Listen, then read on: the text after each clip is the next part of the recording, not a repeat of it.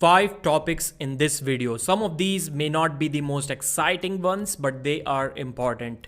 Brian Shaw may be saying his final goodbye to arm wrestling. Devon Larratt and Mike O'Hearn potential collaboration. This is one of the most exciting topics in this video. Then we have Devon about Denis Siplenkov. Why is Devon bringing the health issues of Denis again and again? Is this trash talk okay? And is Devon's trash talk game going down with age? Then we have Monster Michael Todd returning to his premium shape once again.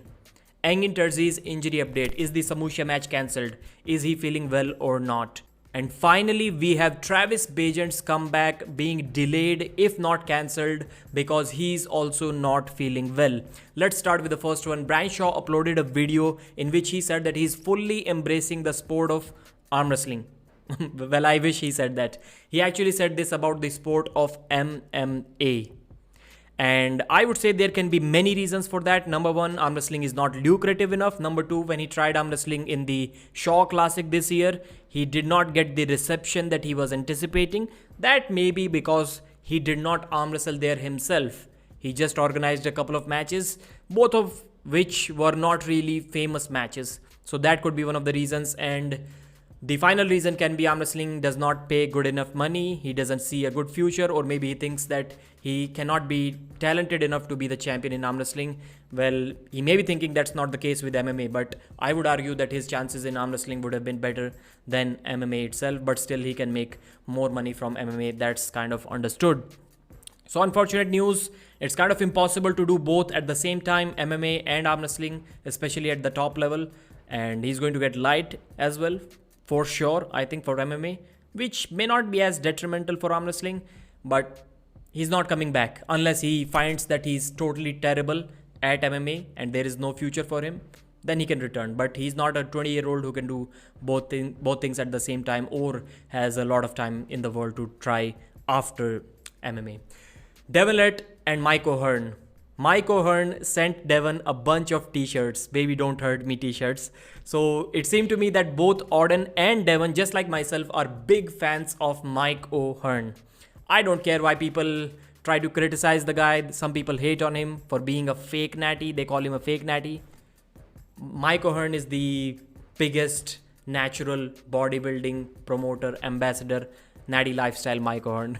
I'm a big fan. Whenever I watch his videos, it automatically brings a smile to my face. That's why I like the guy. Devon did talk about, on a serious note, Devon did talk about being with Mike O'Hearn at the Vitacell Illuminati 2.0 in January next year.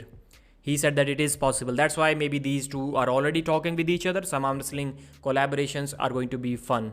Nothing that I wouldn't want to see. And then we have Devon Larratt about Denis Siplenkov. This thing is kind of repeating itself. When the first time Devon talked about Denis Siplenkov's health issues and him almost dying trying to beat Devon in 2018, Bagent told everyone that this is something that Denis did not appreciate. Since then, Devon has been talking about only that issue. That was a bad move from Bagent. He should have known that in advance, that Devon is going to do that. So this time he asked Denis what was the most valuable memories or lessons from the 2018 match for him. For Devon, it was feeling like a child, feeling like a woman in front of a trained athlete, feeling like an amateur, feeling underprepared. And for Denis, he gave a bunch of options.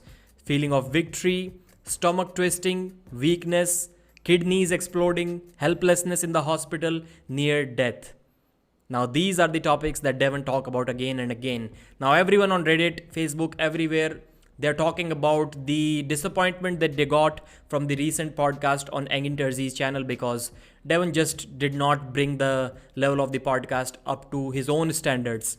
And I'll say in this year, Devon's trash talk before the match, the hype up trash talk seems to be kind of going down. Or am I the only one who's noticing that? I'm not talking about the trash talk during the matches, but the build up before the matches, that's kind of dying, and Devon is just repeating the same things again and again.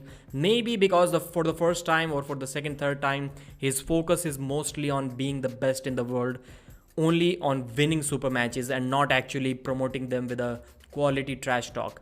But this is something that I have noticed. Not saying that this is necessarily a bad thing, but this is something I noticed, so I brought that topic up with you guys.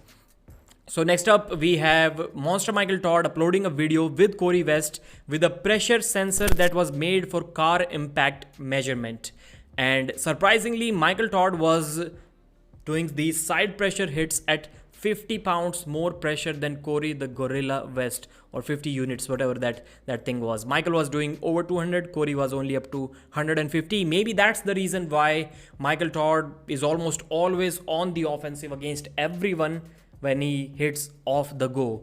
But right now in 2022, 2021, his hand was weak, so it got taken. So his hit was basically like this, and it didn't really impact his opponent that much. But if we talk about the times from 2015-16 to about 2018-19, at that time his hand was stronger, so you would always see him going like this, at least having a neutral hand position, or even being slightly pronated and even slightly taking his opponent's wrist. Beat Devon, Larratt, Denis, Andre Pushkar, everyone. That's how strong he was. But right now he's still doing good, and these measurements kind of explain why his hit is really difficult to stop unless his hand goes back. So I hope Michael makes a good comeback. He's looking strong even in the endurance test. Holding that weight for a particular time, he did almost exactly the same as Corey West. So this is good. This is good for a comeback. And now I'll read Engin Terzi's community post. Today is the third day after my accident. I went to the hospital. I don't have any broken bone, but have concussion. Throwing up stopped, but my body, even the legs, are so tired even though I have been resting at home. So basically, Engin will try to get an MRI done, and most likely I will have to cancel the match, but will decide next week. So as of now, it looks like a 75-25 position from what I can read in this post. Thank you for your support and positive wishes. I should have been more careful. Thanks again. It is not your fault, Engin, that the rope broke. You have to train the way you have always been training. Nothing wrong with that. But in one of the comments, under one of the comments, which said that it is better to cancel and pull Samusha whenever you are ready, because there will be excuses that Samusha beat an injured Engin. And Engin replied, what if I beat him? So that thing is still in Engin Terzi's mind, to compete and beat Samusha. He's really feeling healthy. He said 90 to 95%, but I think Engin is feeling better than that. He's just leaving some room in case he's miscalculating his own strength as of now. That's why he's saying 90 to 95, but I do believe that he's feeling better, even better than 95% of his peak shape. And finally, Travis the Beast Bagent. Some unfortunate news. Travis was diagnosed with navel hernia. I'm not sure if he's going to be needing surgery or not, but the doctor advised him 4 months of rest. So he was always training on his side pressure pulley machine. That thing is still continuing, which is a positive sign, but I guess he will have to either lower the weights or completely stop training, and then he will come back, hopefully, because 4 months are enough for Travis to lose the motivation that he gained finally after 5 years of break. I just hope that he continues, because he's a beast, and as soon as he gets on the table, his trash talk is going to take him to next levels of fame, which he deserved to get even in the past, because he was great, but at that time the audience was not big enough. Now it is, and I hope Travis capitalizes on that. Thank you for watching. Like the video and subscribe.